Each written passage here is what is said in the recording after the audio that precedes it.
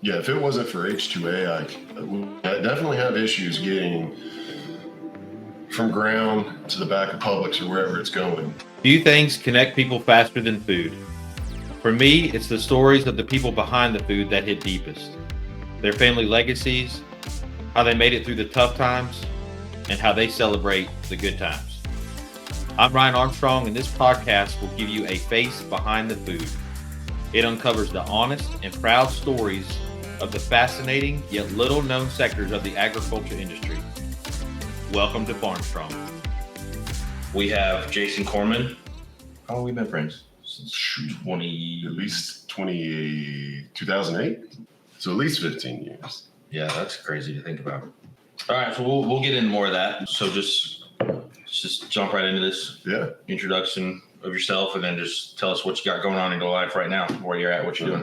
Yeah. So my name is Jason Cornman, Gainesville, Florida. Born in Gainesville, raised over here in Tallahassee. Nice being kind of back in my own stomping grounds, so to speak. And I'm a food safety auditor and consultant currently. Give us a little bit of the background on your ties to ag. Go back as far as you want, or whatever. Okay. Where do I start? So my family has been, I'm sixth generation Floridian. You may not know that. I didn't know that. My two youngest will be seventh generation Floridian. Family comes from the Live Oak, Fort White area, and we currently have property there. We're doing tree farm and pine straw there, but that's kind of been the family property, and it's definitely a century piece. And so we've been doing some sort of agriculture in that area since before I was born. Like I said, my grandfather and his father lived there. Family's been in agriculture in some sort of way, while not intensively farming or, traditional farming with tractors and such. My uncle was a loan specialist with the federal government. My mother, she worked in for the Department of Ag here in Florida, as making it all the way up to director or assistant director of food safety for the state. And yeah, even my dad, he worked for DEP, is retired, but had some ties to agriculture there too. That's crazy that we've been friends for this long, and I didn't know that about your parents. That's pretty cool. That's wild. So how was it for you growing up in agriculture? Like, did I know for me personally, like I grew up on a farm, but I didn't really, there wasn't life outside of the farm until like I went to high school and college and things. So were you active growing up, or was it kind of similar? Was it just like strictly around the family, or how was it for you? Yeah, so I mean, I would even go as far as say like I didn't necessarily grow up in agriculture, right? So like I basically grew up here in Tallahassee, in the suburbs, so on and so forth. We have a mutual organization, AGR, that was triple legacy. So both my uncle and my grandfather were AGRs. Kind of knew when I was going over there to that, that would be something I'd be interested in. And that's really kind of when I got involved in the industry, so to speak. We got my degree in job management there at UF. And ever since then, I've been in some way, shape, or form affiliated with ag. So first job out of college was with Cal-Maine Foods. There was like a group of y'all that had jobs there, right? Yeah, they'll hire almost anybody, so it's probably why.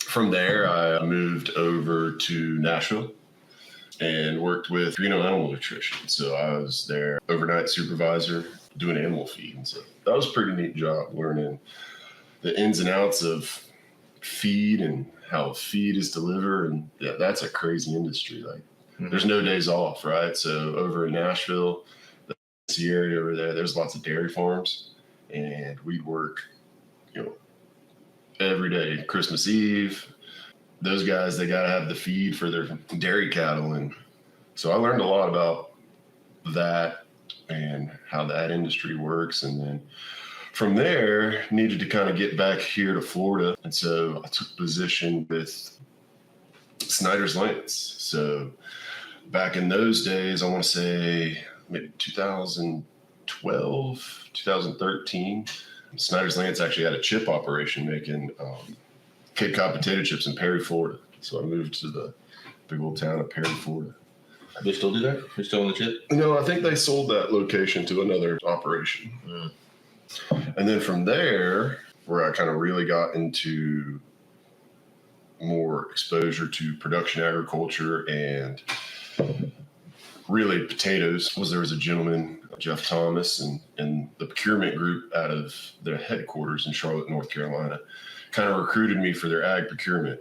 And they found out I had some background from UF and was interested in that. So I got started, moved up to Charlotte, started working with them. And that's really when I kind of got deeper into the industry of sorts with the procurement. So we were buying millions upon millions of pounds of potatoes. We were buying tree nuts and seeds, from Texas, California, for the Lance side of things. So like their peanuts, their pistachios, ingredients for cookies. They have Archway cookies under their brand at one point. That's kind of when I really started meeting a lot of farmers and understanding what they needed, a lot of transportation work. Yeah. You kind of really start to peel the onion back. That's right. Yeah. No, it was fun. I learned more about potatoes than I think I ever wanted to. That and potato chips. And I guess I could have said peel the potato back. Yeah, peel the potato back. That's a good one. Yeah. So when was that? Was that like, that would have been like early 2010s, right? No. That would have been like 2012 to 2017. Okay. That's when I was with. Yeah, the reason I was asking is because I remember like we would talk on the phone. We were both in procurement. Yeah. Okay. Yeah, that's right. You were with Frito back then, right? I was under Pepsi. Under Pepsi by Tropicana, Yeah. Making the juice. Yeah, I remember that. I kept trying to tell you to get on the potato side of things. Yeah, pretty locked down, dude. Yeah, if you get in that business and the procurement side, and if you can keep your job, yeah, well, it's fun. I always wanted to go visit the potato place, but it's just like citrus it's a big chunk of the year. So when you start testing until fruit season's over. That makes sense. And then you just want to breathe. Man, the potato chip business is wild. You kind of just take for granted. You can just go buy a bag of chips and it's got usually just like 3 ingredients, right? Potatoes, salt, and oil. Yeah. But there's so much that goes into that. Like, I didn't get on the oil side of things, but those guys, they're trying to get with the canola brokers. They're trying to check on the fields in North Dakota and all that, where they grow. Like, yeah, I saw that, in the juice side, right? Like you think it's just, you go to the store and you pick up a jug of orange juice and it's like the plastic, the labels, just the logistics of getting the product to the processing plant is pretty wild. Yeah. I would assume for you too, but like that's the fun part, right? It's the crazy part, but it's the fun part. Yeah. No, the best part of my job was going and visiting the growers, checking on our contracts, right? So, it's still a business to run. So you got to make sure, are they having it? If they're having a good year, you have a good year, right? And so you might have some open positions in which you can help buy more potatoes, you're helping them out. If you can meet your production goals or go over back when we were in that space, it's fun. There's a lot that goes into it. Yeah. So it's your Snyder's Lance, and then you went to where you're at now from there? No, actually, so there was a stop in between. So Snyder's Lance merged of sorts with a West Coast operation. So the Snyder's Lance was based on the East Coast, and they merged West Coast operation. And that operation actually had kettle chips. So I got to work with the two merging companies of sorts for a little bit, but unfortunately got laid off, right? When you merge, part of the synergies, use corporate speak, is you kind of pare back. There's no need for 2 procurement departments. And so, unfortunately, I was kind of working remote back then, before remote was a thing, I guess, out of Florida, but everybody was based up in Charlotte. And so I think I was just like an easy spot to consolidate out. Looking back, I'm thinking of like their business decisions, and it was probably smart. So like no hard feelings there. So what they ended up doing is we were doing the procuring and managing the transport. And so I think their business idea was to have less people in the procurement side and then hand over the truck scheduling and the things like that to the plant so they can better manage their scheduling income. And so how did that work out? I don't know. You know, yeah. I just wonder because like a lot of times this sounds good, but it's easier for people who are in the field to have their hands in those logistics. Yeah, and it's not. Yeah, so definitely the logistics piece, but there's also a relational piece, right? So I built rapport with these growers. I've been on their farms, checking yields, taking potatoes, and like it's just a balance, right? And so production changes on the plant side, right? And so they may not need a load, but it's on the road and it's got to have somewhere to go. And there's only so many chippers, right? Like there's Old Dutch, there's Shears, there's Frito. So it's like you can't just take back a load of potatoes, right? They're out of the ground. You can't just go replant them. It's not a widget. It's an organism. And so perishable. The plant's only thinking about their end, right? And so if production stops or they had a breakdown and they don't need the load, but now there's just this floating load. There's 40,000 pounds of potatoes out there and the plant doesn't necessarily think about that, right? Just that's my experience. I'm sure they've made some adjustments and figured it out, but their focus is on their bottom line. And so they're not necessarily thinking about the grower. And so that was what our kind of function was on the procurement side. And that is just managing those relationships. Right. So I don't know. Yeah. So I want to make a quick point to people that are listening. What Cornman's talking about when he says these relationships and how that plays into the logistics and it makes a difference. I mean, correct me if I'm wrong, but the way that makes a difference is when, say, you and I have relationships with these growers, if there's an issue, they're going to call us. That's right. Yeah. Pretty close to immediately. Oh, yeah. And when they have to call the plant, it's just they might get a different person every time. That's right.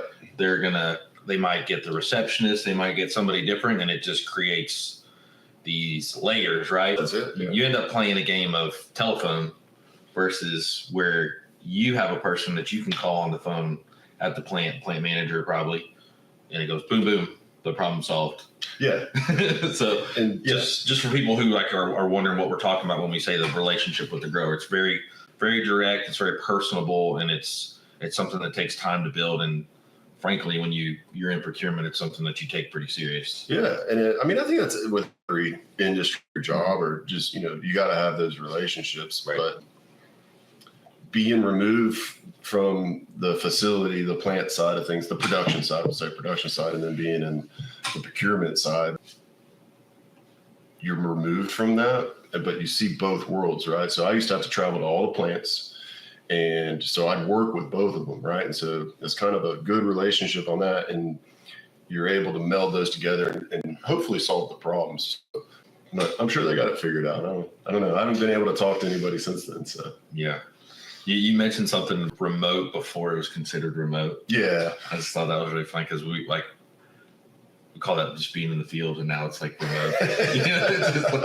We always thought it was just, you're a field man and you're out in the field, being a field rep. But yeah, I hadn't really thought about that until you said it. Yeah. We were remote the whole time. I had an office in Ocala, and so I'd have to go from Gainesville to Ocala, but it was a part of the distribution network. So it was where we'd have all the finished products, so like the pretzels, the Lance crackers, all the potato chips. And so it was like a DSD warehouse. And so I got this random office, and there's all these guys come in at like 4 a.m. to pick up their stuff to go put it in the Publix. And I think I was just out of sight, out of mind. And so with all the other synergies I think they had, again, I don't blame them for the decision. Yeah, no, it happens. Yeah. And then, so after that, it was funny, I had all these relationships, and one of the businesses had a relationship with Schmeeding Produce, right? And so they're kind of a broker marketer, and a gentleman by the name of Ed Cook, great guy. But a debt of gratitude for as soon as the layoff happened, he was one of the first guys. He's like, if you need something, let me know. Wow. And I was like, give me some time, but yeah, I think I might need something. So I actually called him back, got hooked up with Schmeeding Produce, and ended up taking a role with them as their director of food safety and quality. And so I did a lot of what we would call probably in the industry bird dogging. Right. They had multiple interests in multiple crops: sweet corn, carrots, potatoes, watermelons, and so I would. Hold on. So let's explain what bird dogging is before we get too far down that road. So share with us what bird dogging is. So I imagine everybody's got a different way of explaining it, but in my capacity, I would go to the farm, make sure we're checking on yields. Sometimes we'd have contracts. Sometimes it would just be open positions that we had a need to fill on the customer side, so to speak, and really just checking quality. Things are moving along, right? So it's probably easier to explain in a kind of an example. So if we had a sweet corn deal, say in North Florida, right, we'd have in this position, we'd contract with a grower. They would grow the crop, and it would be on us to harvest and sell the crop, right? And so they would make their projections on what they need for the customers. So if we needed, let's just make an easy route, 20 loads of sweet corn, I would go make sure the planting rates are good, make sure the quality is good so that we can get those 20 loads and keep our customers happy. Yep. Make sure harvesting is going well. When they're harvesting the right things, and that we're maintaining quality, that it's going to the cooler, checking on the cooler. So when it's at the cooler, it's staying, cold, wet, so the quality's still there. And that's specific to sweet corn, but yeah. You're just the field guy. You're the all around. Yeah. Sales calls and wants a projection. What's the stock at the cooler? You're just kind of know it all everywhere at once. Mm-hmm. And that's what goes into a pack of corn at the store. That's it. Yeah. It's crazy to think that all that, especially like when you're in the field side of it, that you have to know all of that like offhand. It's wild. Yeah. You got to learn quick. That's for sure. Yeah. Yeah, one thing that I've, like looking back on being in procurement, one thing that I always thought that was really interesting was just how, like, when it's humming, like it's all in all the time. Yeah, it goes. And then you're like, this is crazy. This is so, you're sleep deprived, you're tired, you're worn out, and then you get like a couple weeks out of season and you're like, I'm ready to go back. That's it. Yeah. You're like, am I crazy or what? But yeah, it's definitely not a 9-to-5 type deal. No. So you got some stuff you're doing on the side too. Do you want to talk about that? Yeah. So between all of those roles that I had done, I picked up a lot of knowledge on food safety and the such. And I was traveling extensively and wanted to kind of still travel extensively, but kind of switch up what I was doing. I'd be on location for 2 or 3 months at a time and barely make it home. And so I started a current role of sorts, doing auditing and some consulting on the side for food safety. Also, like we were talking last night, starting an apiary, I think is the technical term for keeping bees. I got about 50 hives right now, and that's definitely just like a side project, passion of sorts. How long have you been at that? About going on 2 years. Okay. So still new, still learning. Yeah. So what you were kind of explaining to me last night a little bit was it can kind of be, you kind of in control of your own growth rate kind of. Yeah. So it's I would say with my limited knowledge, it's the world of beekeeping. We'll just say beekeeping. I'm not sure on what the official word is, but beekeeping is something that it's a low barrier of entry, right? You can literally start with one hive. If you want to grow that, you can split them, get some queens. So take one, now you got two. Take those two, you can make them 6. And you can slowly grow it and grow fast. Mm-hmm. It's probably not advisable, but you can grow slow. You've got multiple revenue streams. The most obvious one I think everybody thinks about is honey. Mm-hmm. Right? So you can take that honey, process it, put it in a bottle, and sell it. So what's the process? Like when you say processing, how do you I'm just curious, like what, so for you, like how are you processing it? Or do you have to take it to someone who processes it, or? No, you can do it all yourself. And processing is probably not the right word. If some beekeeper hears this, they're probably going to be very upset. So, in fact, what you want to do is not process it. Right. And so you would put, not going too far in depth, but you put some honey supers on, right? They gather nectar, they make honey. You take that honey.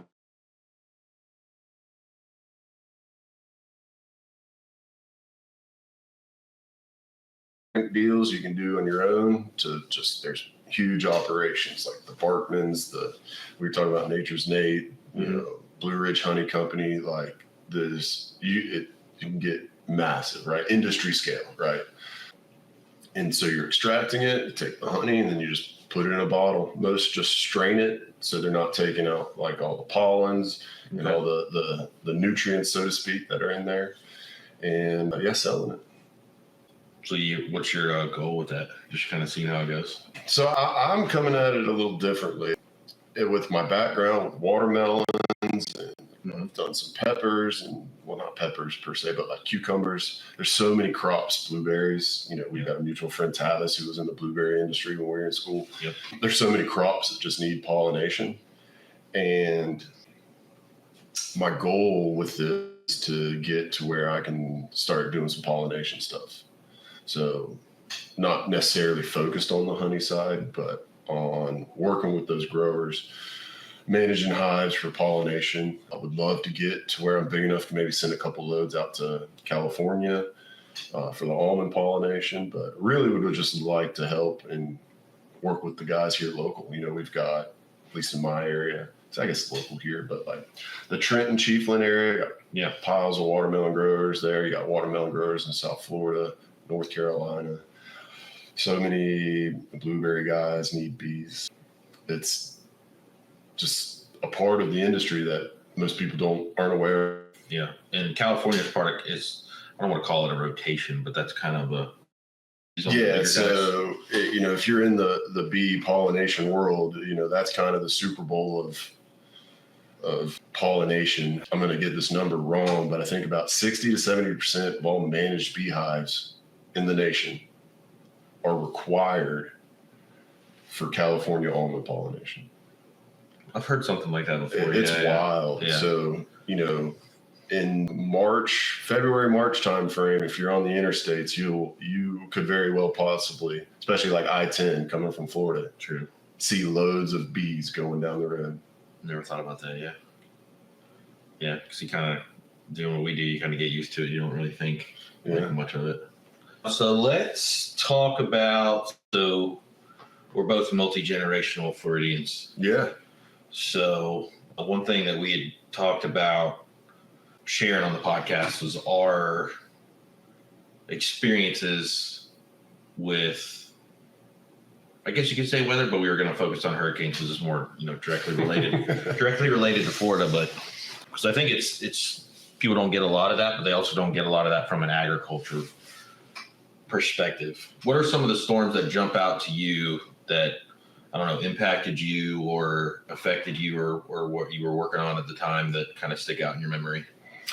Oh, wow. Yeah, good question. I mean, there's not one per se of, not in hurricane season, so to speak. Okay. Right? So like watermelons for this area are spring and summer, sweet corns, spring and summer. But I've definitely worked with a lot of growers on the food safety side that have been impacted. I want to say Ian came in there about Naples, that area, right? So they're pepper and tomato guys, and they'll do a fall crop. And they have a lot of challenges, right? So lots of water on the field, their plantings are delayed. If they have, most people think a hurricane comes through and just like out, but it affects the whole process, depending on where you're at in that process. So if you got water in your field, you've got to wait to plant, you put schedules behind, you may have had a plant set that came through and maybe it was blooming,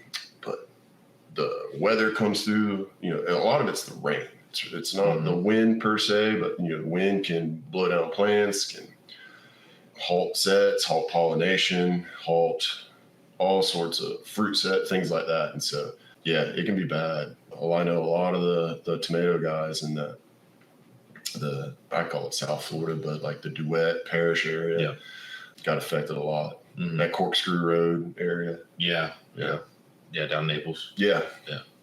I think to elaborate on that, to give people a perspective of what it's like if you've never experienced a hurricane, is they have we have this cone, right, where the National Hurricane Center is going to go within the cone, and I think a lot of people focus, like, say there's the middle of the cone, and they think that's where it's going to go. And what you learn over time is that nobody knows where that thing's going to make landfall. Like, it's somewhere in there. The wobble. Yep, and it will wobble. When those things hit, it's not something that's enjoyable to stay for. No. That's why they ask you to evacuate. So I would encourage anybody who thinks, even if it's a category 2, I would just, it will sound like a broken record, but make sure you have water. Oh, yeah. And something that's going to move air for you, because the air is not going to move. And once your power is out. Air, water, protection. Those are the things that are going to be most important. Hurricane PSA, perfect timing too. Right. Yeah. Start of September. Yep. It's not a fun experience to have to deal with that, especially because there were some, when I was working in citrus, my office was I lived in Lake Placid. My office was in LaBelle, and we had an office in Arcadia too. Okay. Yeah. I can tell you that when you get category 3, 4 stuff, society breaks down very, very quickly. Yeah, it gets gotta have our water. Yeah, it's gas too. Gas stations. Those are a trip too.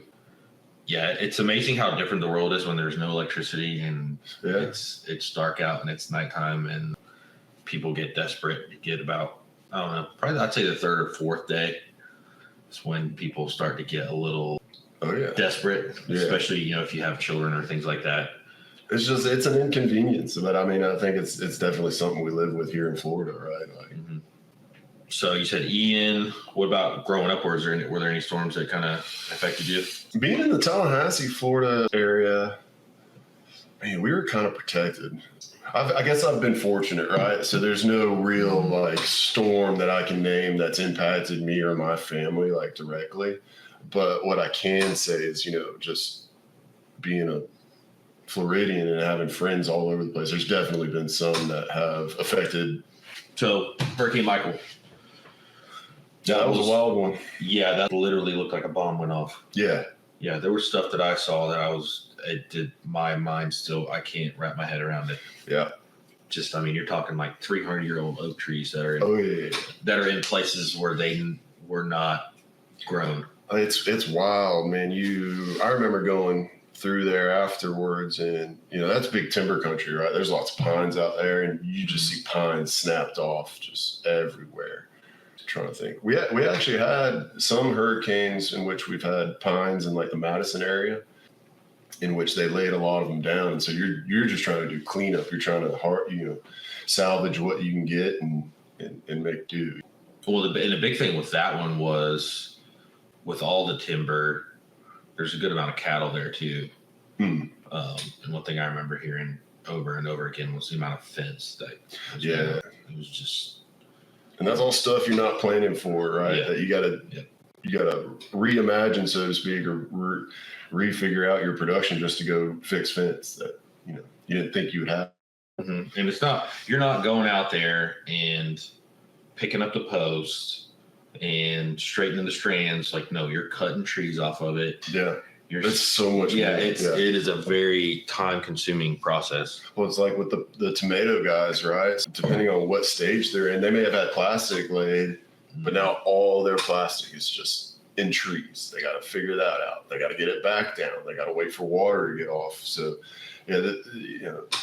there's so much that a hurricane can do to just put a hitch in the giddy up, so to speak. Yeah, and I mean, obviously greening was built to call for citrus, in my opinion. I'm not saying that it can't come back. There's some people doing great work to try to save the industry. I don't want to take away from that, but I will always remember when Irma hit, because we had, I think if I remember right, the crop started out, it was either 70 or 72 million boxes.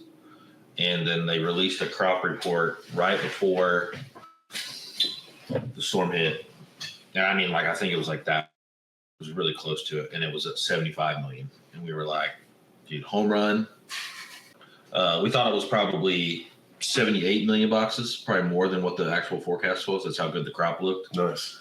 And that thing just Wiped it like a dry erase board. I mean, that was heartbreaking. I mean, and then you like going back to the relationships thing, like when you have those relationships with people and you really feel connected to those people in a personal way. And, they call to ask if you're all right, if you need anything, you do the same.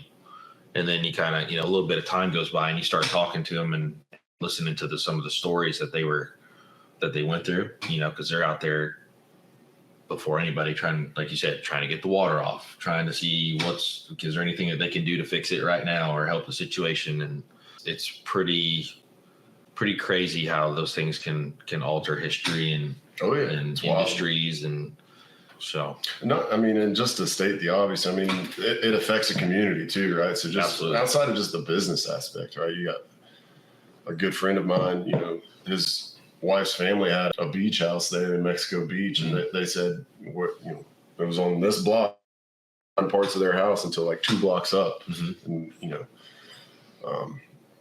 and so I'm trying to think back. I want to say, was it 2006 when we had like the 4 major hurricanes, like Charlie? Yeah. It's so like 5 in a row. Yeah, and they all cross paths. It's not necessarily related to ag, but at the time, my mother, she was on the emergency operations board here in Tallahassee. And so she was going in trying to manage that and how the state is going to respond and manage those things. My uncle, he actually worked for the city utilities here in Tallahassee and trying to manage that and what can they do to help other areas. And so he was a electrical engineer, I believe, or civil engineer. I'm going to get it wrong, but he was a higher up engineer on the electrical side of things for the utilities. And so that's definitely impacted, our family, the hurricanes and those types of situations. If you're a lineman or whatnot, that's 20 hours a day and away from your family, and maybe you don't have power. Yeah. And, and you're the guy that your family's relying on to help them get power back, but you're out helping everybody else. Yeah, and it's gotten better, but maybe social media's probably helped that a little bit, I would say. But I'm sure you can attest to this too. There are some people that are not grateful for the linemen. Oh, like, why is my house not first? Why, and big thanks to those guys and for sure. And especially Governor DeSantis. I mean, the way that they handle storms is really unbelievable. I mean, I remember after Irma, I mean, that place was wrecked, and they took an old Georgia Pacific paper plant right there at the corner of 27 and 70. Okay. And turned it into a hub. Yeah. So they had all the poles, all the trucks, and they That's were just, awesome. Yeah. And it was amazing how quick they got things back going. I think some of that too is just not understanding the grid and how things, if you're at the end of the line, it's unfortunate, but you're going to be at the end of the line, so to speak, on getting it back, right? So you kind of have to work inwards, outwards, right? Yeah. So my house in Lake Placid was all the way, I can't remember the name of the street, but it was actually what you're talking about. It was at the end of the grid. Yeah. So I think it was like 21 days till I got power. So I was like the last one. It stinks, but that's kind of how it works. Yeah. My wife, she grew up in Marco Island. Okay. And so, it's an island, right? Mm-hmm. And so those poles, they have to go through water, and so it's just kind of something you learn to deal with as a Floridian. It's not something you want, but it just is what it is. So tip for all the folks coming from everywhere else. It happens. Yeah. It's part of the price to pay to live in the Sunshine State. Let's pivot a little bit and talk about something that is very important to, we'll say, our region, but the Southeast, football. Okay. Oh yeah, we're getting close to football season next weekend. Yeah. But I mean, I do kind of want to tie this into agriculture because people don't understand. I mean, you've got the turf, the ball. And all. I mean, just there's so many things that do tie into football, but it's near and dear. So I kind of want to just pivot a little bit to that and just kind of have a conversation about football and how important that is to.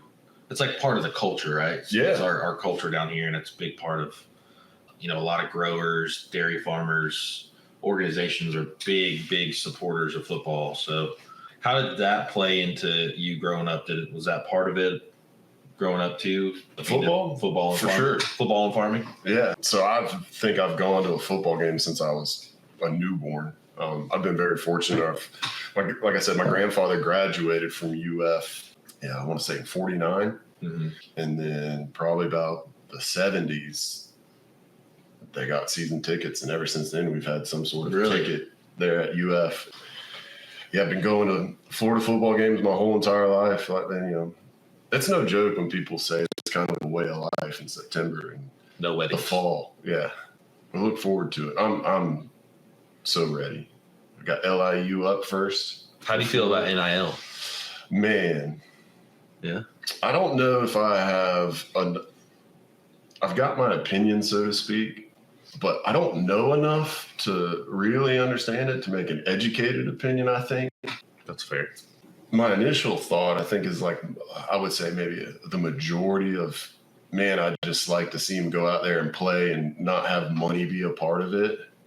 But yeah, I can definitely understand the side of, these guys, they're that's their job, right, in college. And so I can definitely understand the need to monetize, so to speak, your athletic ability, right? Like, and that's the goal and what everybody's doing. Are you going to college to learn a skill and transform that into a way to feed and provide for your family? And so if your skill's football, why not, right? Like, yeah. I think what kind of perplexes me is that with the money, though, you're not playing for the school, so to speak. Yeah. Kudos to the operations for figuring it out and making it happen and playing within the rules, right? That's all we can do, I guess. Yeah, I think the rub for me was when they did the transfer portal thing. Yeah, I can deal with the NIL thing. Like, these guys work, that's their life. Like you said, I totally get that. But then when they opened up the transfer portal and it like fully made it like it became a fluid financial monetary deal where it's like, hey, we'll give you this amount of money to come play here. For me personally, that's when it went over. It seems like the Wild West, right? Like you can sign your commitment letter, and then if you're not getting the play time or what you think you should have, you can just throw yourself in the transfer portal. Mm-hmm. But at least for our Florida Gators, though, I mean, I think Napier's utilized it well to try and reposition the team the way he wants it and get where we are now. A lot of excitement, especially after last year. Didn't start off well. We finished with a bang. I have admittedly not everywhere. Well, since the NIL started, I kind of lost interest, really. I just kind of, I mean, not that I don't like it, but it just, I don't know. For me, it took something away from it. Because the game was so pure before. Like, you knew those guys, they were in it. They were gonna play there the whole time. Yeah. Maybe I'll get over it. Well, did you see they maybe didn't, but they just came out. I guess the SEC determined what they're going to do with because we had Texas come in, Oklahoma, and more teams. They kind of figured out the scheduling, not the scheduling, but how they're going to handle the schedule moving forward in 2026.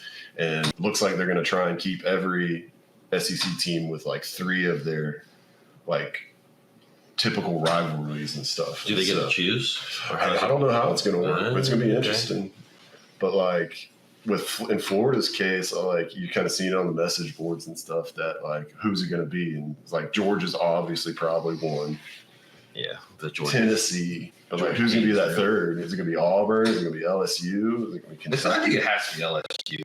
I mean, I think it's the Auburn thing, but like the LSU, that's Tennessee, Georgia, and LSU. The hate is real. Yeah, like those are. You could spend days watching replays of games between Florida, Georgia, Tennessee, and LSU, and just it's epic stuff. I think everybody's got a game they can just remember. Oh yeah, it's just like the shoe throw against LSU. Yeah, so I was there in 2008 when we blocked the field goal for South Carolina. Yeah. What's your favorite story? Like one that stands out the most? Oh man, mine are kind of odd. I want to say it was like 93 or 94 where you're going to a game. It was a Tennessee game. Yeah. But it was like early in the year and it was unseasonably cold. Really? Yeah. That's wild. I was probably a teenager, but like for whatever reason, the temp dropped. Yeah. And I remember, the hub yeah. That used to be like the like rights union. That was like the union. And I just remember they were bringing out boxes of shirts, long sleeve shirts. Oh, really? Everybody was trying to buy shirts for like games 4 days, like 4 weeks down the road. That's like, funny. But yeah, I've got all sorts of just kind of memories that are floating around. Unfortunately, my time and like when it was is not that great. I remember once we were playing LSU and we beat LSU like right at the last second. And so all our seats are on the north end zone. Mm-hmm. They were coming towards the north end zone. I can't remember who it was, but I just remember catching the pass right there in the corner of the end. Everyone going crazy. Mine was in 2018. My dad bought us tickets for my birthday. Nice. And we got into the LSU game. Okay. And the reason makes this story funnier is the same thing happened the year before. I think it was at a Tennessee game. Maybe wrong. But so he bought tickets for the LSU game. And they were in the LSU section. So we walked down, like we are in the middle, like in the, the southeast end zone. Mm-hmm. Like in the middle of the LSU section, probably like row 12 or something. And you can imagine how obnoxious that was. Like they were playing neck the whole time. Oh yeah. Like that was when, so you got to remember, like this is when they were trying to ban neck. So they're playing neck. They're not supposed to be like, they're just extra wound up.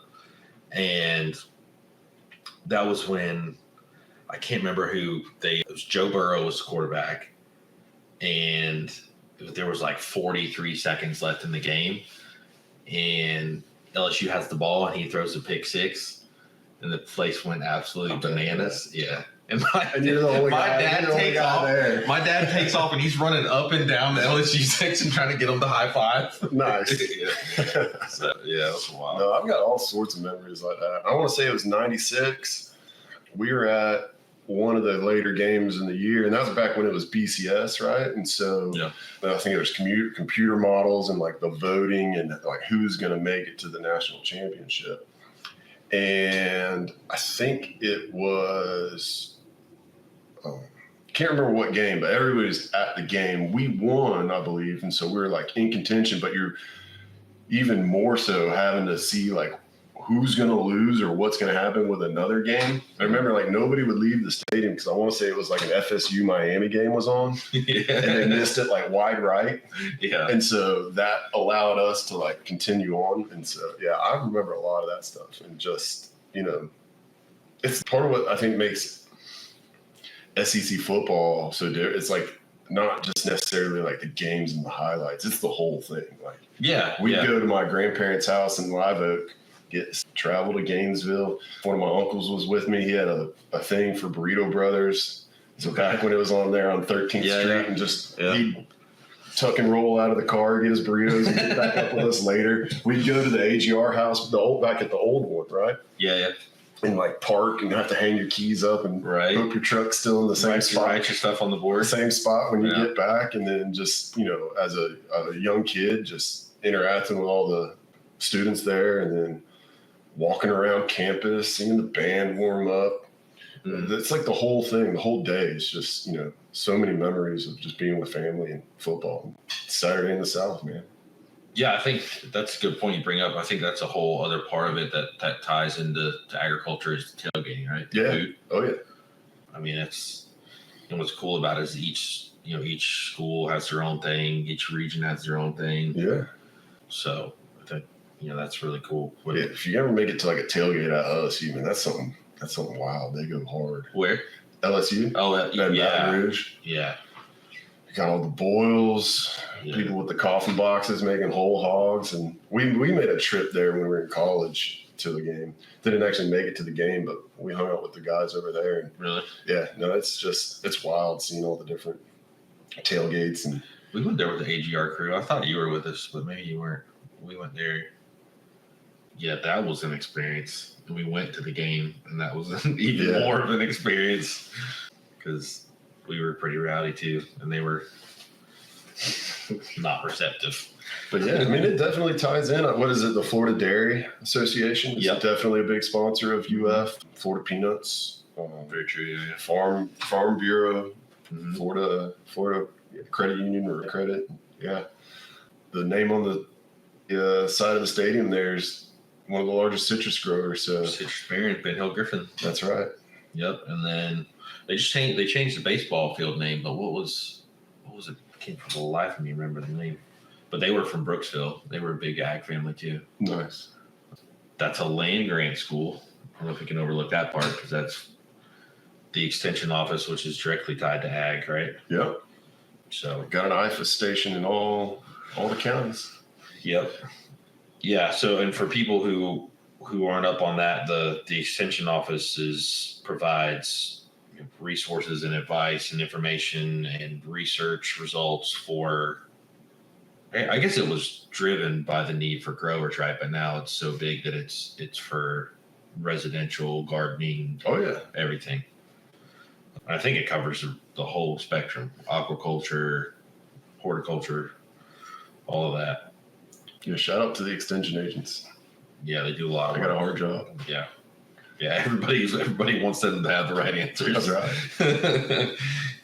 Well, I think another thing we need to touch on too is the reason why we're sitting here talking that ties into college, which is AGR, Alpha Gamma Rho, which is an agricultural fraternity, social professional fraternity. Fact, and I think it can get lumped in with other fraternities, but I think us sitting here talking is a testament to it does exactly what it says it's going to, which is build relationships and brotherhood that's going to last a lifetime. And I know other fraternities say that too, but there is something different about agriculture and farmers and everybody that's involved in the industry. When you get them together, it's just, you can talk and understand things. Yeah, I mean, you're forever tied. Like, you meet somebody that was maybe before you or after you kind of just know like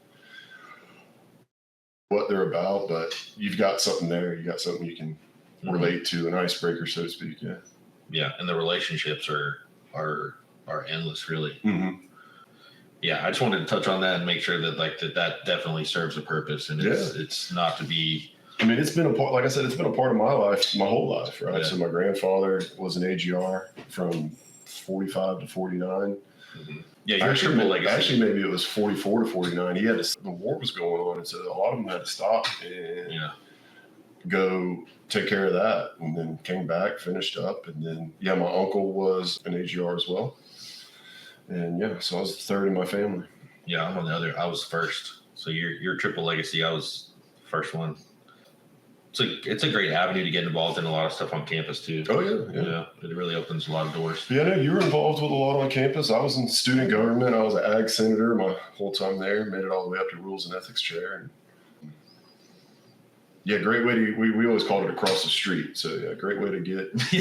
Across the street. Yeah, to get involved with stuff across the street, and I mean, I forever will always remember my time with AGR and the opportunities it's afforded me and the memories I made. Met you, met a lot of great dudes, and I had a good time. Absolutely. What have you taken away from AGR? Oh man, flip the roles on you. Yeah, I think so. I think I got to go a little bit deeper to kind of give good perspective on that. Just like I said earlier, growing up, like I really didn't. I just knew that we lived on, I guess we call it sustainable farm. We grew what we ate and ate what we grew, cows, vegetables, all that. And like, I didn't know what FFA was till I went to high school. Okay. Yeah. Yeah. Just didn't know. Like, it wasn't any reason. I didn't know what AGR was. I didn't even know UF had an ag degree, ag school thing. It's a funny story. Actually, there was a guy who went to my high school named Boyd Brown, and I ran into him at Applebee's in Brooksville. And I was in community college, and I was like, what am I going to do? I have no idea what I'm going to do. Been there. Yeah, like, just was completely clueless. And he told me about it, and he was like, yeah, go check out these AGR guys. And I was like, oh, okay, sure. And I mean, I stayed in the Keys dorms, Okay. the ones right across from the old baseball field. Stayed there, and I remember, I'll never forget walking across campus, back up the hill to the AGR house. And I walked in, and it was the first week of school, and y'all were eating lunch. Nice. So I walked into that shenanigan, the story exchange happening. The stories you get from it, but also understanding that there's a lot of other people out there that are like-minded and their families are the same. Yeah. I think that was a big part of it too. And I think something that probably doesn't get talked a lot about is it helped me realize like how important agriculture is. Yeah. Because like when it's just like anything else, right? Like you grow up around it, it's like just normal, but you don't realize that other people don't really have that association. Yeah. It's more and more so every day, but they don't have that association. They don't understand the processes or the love for it. Like, because I think you can attest to it too. Like once when you get into multi-generational stuff, like it legitimately gets in your blood, and you can't not do it. Right. Yeah. No, I would say I don't think I ever really had it like exposure to that growing up in Tallahassee. Right. Like, yeah. I wasn't growing up on a farm. I was growing up in the suburbs, and again, kind of knew about agriculture and understood its importance. But like when I got to AGR and like meeting some of the dairy guys, and like they're never there on the weekends because they got to go back home. Right. Like, they got stuff to do. Mm-hmm. That really kind of opened my eyes up to like I said, like I didn't grow up driving a tractor, but there's dudes that were driving tractors when they were 7, and like it's in their blood, like you said. Yeah. It's crazy how much it changes too. Let me ask you a question. Like, what are some things that you see happening in ag that you wish people knew more about? Like H2A, I think is a big one. Yeah. H2A is an interesting. I wish more people kind of understood what it was. Yeah. And I think it's just a necessary part of at least Florida agriculture now. Right? For sure. You've got these products, these plants that need to be harvested and need to be put in a box so that everybody can enjoy them. Yeah, if it wasn't for H2A, I definitely have issues getting from ground to the back of Publix or wherever it's going. Working with the crews in my background, they're some of the best guys ever. Like, I remember, we're working watermelon farms in North Carolina at the packing house and late nights and just working with those guys and cutting jokes. And I like the program. I'm sure everybody has an opinion. Right. It's definitely a way that farmers can get their wares to the consumer.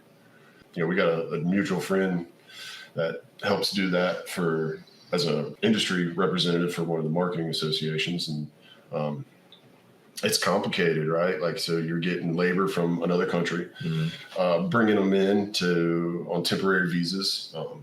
So they're here legally. I think that's a big misconception is, you may be driving and you see a tomato field, and I think just people don't know, and they may just assume that they're, illegals. I don't want to say that per se, but no, I mean, these folks are here working and providing for their families. And they work hard. Yeah, they're a critical part of the whole deal. And like you said, and I'll reinforce that, there's some very, very good people. So there's salt of the earth people, very good. Okay.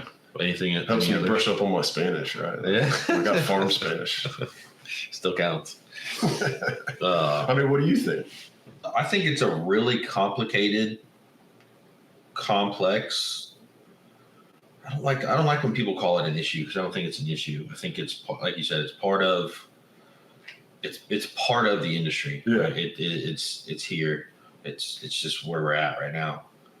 But go ahead. I mean, it's a whole second industry in itself. I don't think people really understand like the farm labor contractors, right? Mm-hmm. So like you've got now multi-generations of families that are based like in South Florida, and like that's their job, is to understand the nuances of bringing labor here from another country, getting them trained up. And what people don't realize is a lot of them have to move, right? So like sweet corn and watermelons, they start in Florida and it ends in Michigan, it ends in Delaware.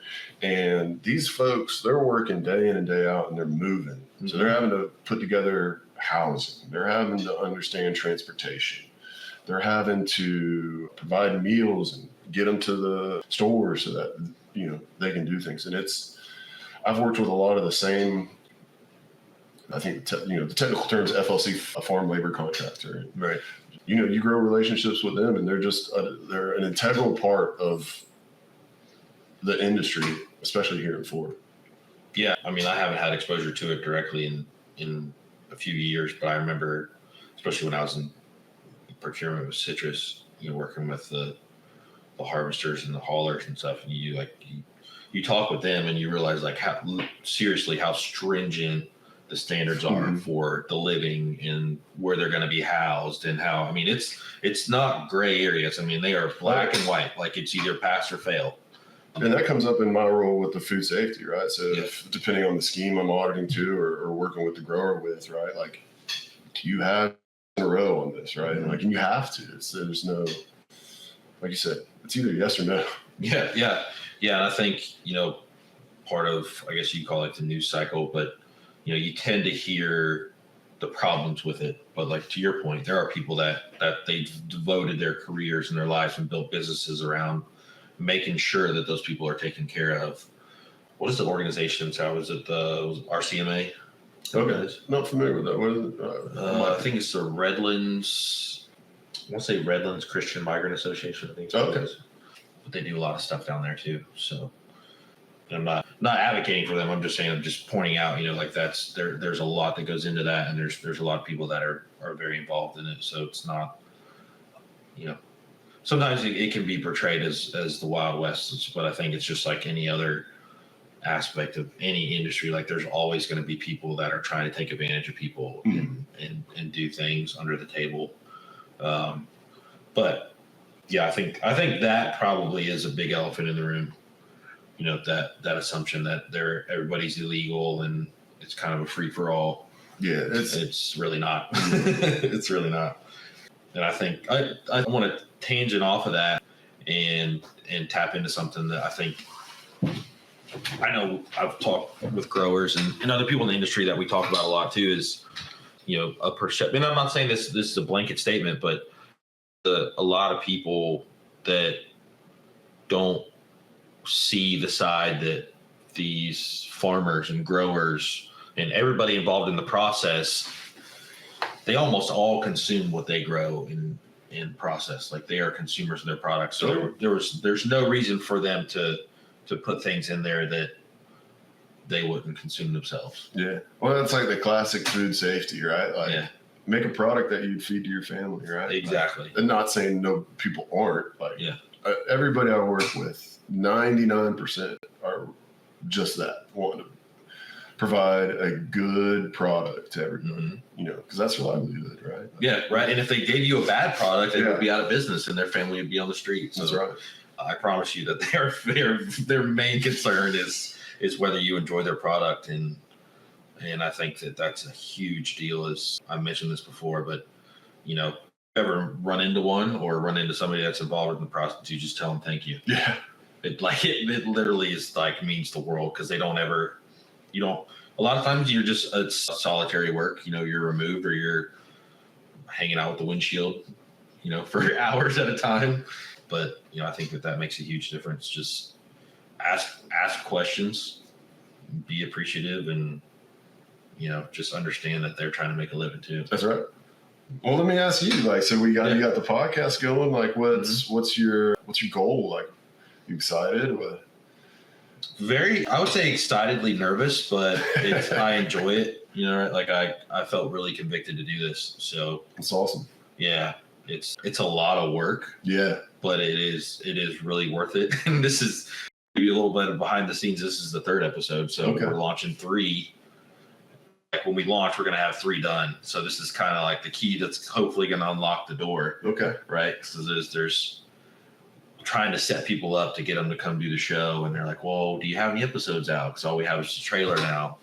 So I'm kind of on pins and needles about that, but it's just, you just gotta have faith and believe it's gonna work. So. That's right. Yeah. And it's a wild time of life right now. Very. Yeah. 2 kids. We both got 2 kids. Mm-hmm.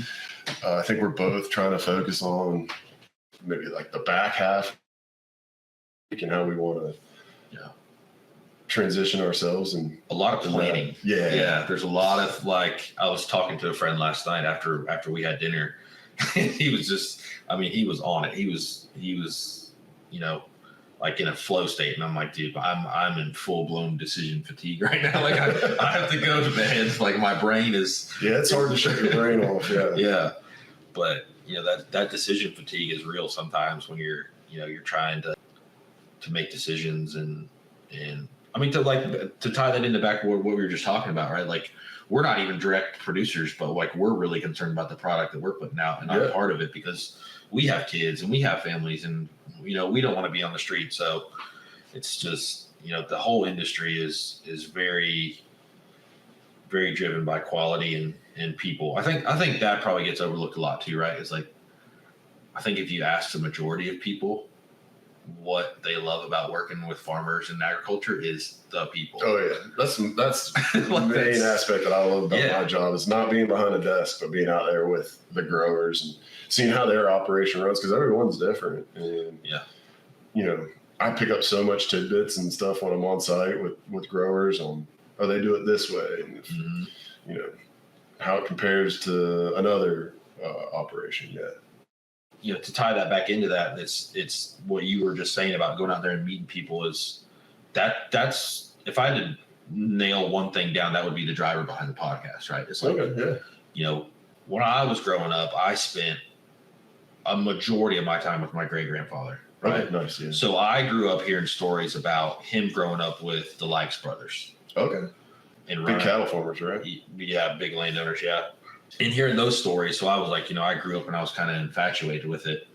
And I just remember sitting in the truck with these politicking or talking to people, well, let's go talk to them for 10 minutes. 3 hours later. That's right. You're late for dinner. Stop for coffee. And And then having, getting my job in procurement, I'm sure you can attest to this too. Like what you were just saying is you kind of get addicted to being able to go talk to these people who have this knowledge, right? Like they've been doing it for 60 years and you're 3 years in and they've paid their dues. They've spent the money. They've, busted the knuckles. They've done the sleepless nights and they know all the tricks that you want to figure out. And I know I made it a point to any chance I could, I'd find any excuse I could to go sit down with like Dallas Townsend, like just old timers to have a conversation about, just random stuff. I remember one time I was talking to Dallas Townsend and it was hurricane season. I'm like, Mr. Townsend, tell me, how did y'all know there was a hurricane coming? And he was just like, well, be on a horse and you see a storm coming, and if it just kept going for a while, you just find the high ground. And he's just sit there with your horse and your dogs until it went out, and hopefully you wait till the water come down. But stuff like that, like there's just a lot of information that doesn't get passed down, and we have these platforms now that this will be out there forever. Well, I think you touched on, because I can equate that to kind of my current role. So I do a lot of auditing as well as starting to get into the consulting side of things. And have you ever been through like a food safety audit? Or I've seen it done, but obviously it's a huge difference when I'm standing behind the person with the pencil. Right. I'm not being audited. Yeah. So, it's a stressful time for growers, right? Because they take it serious, right? They want to provide a safe product, but they need like these certifications so that they can sell to Publix. And, there's a generalization, I think, that's out there, like the food safety, they're just, they're focused on the safety and this and that, and they're, book educated. But I think what helped set me apart is I've had the production ag. I come in with my Wranglers and my boots on, so to speak. As hokey as it sounds, but like I understand where the farmers are coming from. So I've got that production side, and I can meld that with the food safety. And I would say a lot of my clients are very appreciative of that. Oh, for sure. It's a huge icebreaker. And can understand the farming side of things, right? And so working with those guys and, because food safety is definitely top of mind for them, but it's one more thing that has to be done. Like, I don't want to downplay it, but when you're thinking of all the things that have to be done on the life cycle of the crop, it's another thing. And so when I can go in there and like I'll take sweet corn for example, because I've done it, you know. When I can sit there and talk yields and, you know, what was your, you know, did you plant 30,000 seeds to an acre? Like, are you getting 300 bags? Not bags, that's potatoes, but you get 350 crates to an acre, and like really like be involved in interested is not the right word, but invested in, are they doing well, right? Because if they make a product, I don't have a job, right? If nobody can make food, there's nothing for me to make sure that it's safe. Yeah, I guess to tie it back, like I really enjoy working with the farmers and having that both sides of it. Yeah, and to your point you were just making about, I think it's really important for people to understand that it, in my humble opinion, that agriculture is the backbone of the economy, but especially like when you get out in rural areas. I mean, the tractor dealership, the truck dealerships, the tire place, the coffee shop, it all, like if you start taking farmers away, all that stuff rolls out because there's nobody that's going to go buy 5 tractors. There's nobody's going to go buy 3 work trucks and 2 nice trucks. You know, the tire guys isn't going to stop at the coffee place to get coffee. Yep. And it just kind of intertwined, yeah. Yeah, and you can really see that with the citrus industry in Florida. You know, I mean, that's really dried up, and a lot of economies have, you know, had to shift or. Well, it's interesting to see like across the nation, like I've learned in my travels. I travel everywhere. I was in New Jersey, I think, working with some cranberry guys. Those guys are fun. But like, it's interesting to see like the different pockets of agriculture throughout the nation. And for sure, one of the interesting places I was in Presque Isle, Maine, working with potato guys when I was working for Snyder's Lance, and like that whole community is just all based around potatoes. Yeah, like it was the most interesting thing. Like they still have like local news station. Yeah, and at the bottom they have like the ticker tape, like the news would be like, this happened today, but this on the bottom. I hope they still do it. It was so cool. They'd have each like of the different potato organizations, like they'd have the farm name, and it'd be like starting work at like 4:30, starting work at 5:30. Oh, really? Yeah. That's wild. So like you had to like wake up, turn on your local news, and kind of figure out, you know, when your operation is starting. But that whole area, like you were saying, is just based around that commodity, that crop. Yeah. And in that specific instance, it's during harvest season. So up there, they've got weather to contend with, because once it freezes, it's done. Like you got to get those potatoes out. You got to get them sorted. They're storing them so they're not washing them. But maybe they are. Maybe they're sending some fresh wherever they're going. But they got to get them stored in their bins, and that's that farmer's income for the next up to 6, 7, 8 months. Right. The potatoes stored in there, and they've got this little small window to just dig them and get them up. So like that's a really cool story. Like the chain breaks or something, they're down. Like that's the time is money, man. That's legit. Like time is money there. Yeah, you're burning it. I think we'll wrap it up there, but I think so the plan is episode 50, you're gonna come back. You're gonna that was your idea. Yeah, so turn the tables. Episode 50, Cornman's going to come back and he's going to interview me. So you'd be looking out for that. I'm sure he'll probably be back before then. Everybody's going to be confused when you keep calling me Cornman. So okay. So that comes from AGR. So that comes from before that. I've been calling Cornman my whole life, so it's funny. Yeah, I think there's people out there that still don't know my first name. That's probably true. That's very true. Yeah, so that was kind of an AGR thing. Everybody gets called by their last name. Or a variation of it. Just want to say thanks to you. Thanks for having me. Thanks for the wife and the family putting you on loan. Yeah. For a day in the evening. Thank you all sincerely for connecting Field and Fork with us today on Farmstrong. Never forget that every day is your God-given opportunity to change the world. Please let us know your questions or guest suggestions at farmstrongpodcast@gmail.com. A special thanks is due to Casey Brown with Teal Hat Communications for producing this podcast. More importantly, we want to thank you for investing your time in this podcast and taking the time to connect to the agriculture industry. This is a Farmstrong podcast. Work hard, be honest, speak proudly.